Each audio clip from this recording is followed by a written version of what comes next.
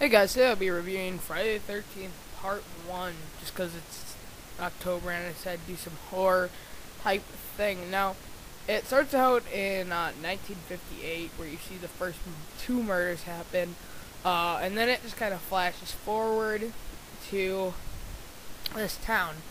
A counselor named Annie is kind of traveling to there, and this is where you realize that killings start happening because she actually gets killed. And then they go to camp, and there's a series of counselors, and of course, it's just kind of a standard team of counselors, I guess you could say. None of them are very special. I don't really like the main character, so it just kind of decent characters. Of course, the survivor lady is Alice Hardy, who basically is a pointless character that gets thrown away after this movie, but you know, she tries, but she dies.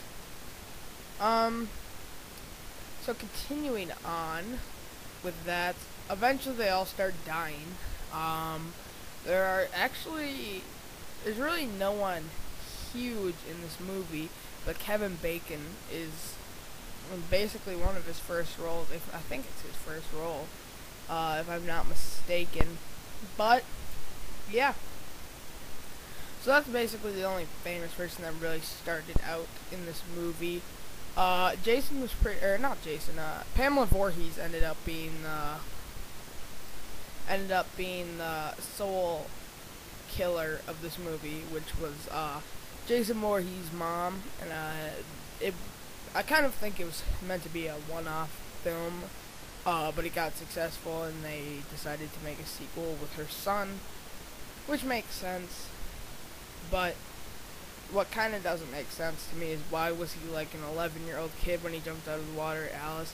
And then part 2 takes place 5 years later, and even though he drowned in like the late 50s, when he didn't age until then. So I don't assume that he'd aged 10 years over like 5 years. That's what doesn't make any sense to me about this first movie. But no real characters that you really care about, although most of them you don't really root for, because it's a horror movie, so you want to see people get killed and what have you. But there's really just no point to any of the characters. They just kind of walk around, and they don't really establish anything either. It's just kind of there. But it's still a pretty good movie. It really sets up a foreground for it, and it's kind of a mystery horror slasher movie, and kind of starts up the trend of what's soon to be the overmilked Friday the 13th franchise. So, definitely not my favorite part of the series, but definitely one you're probably going to want to watch, just due to the fact that it's just one of the most important in the series.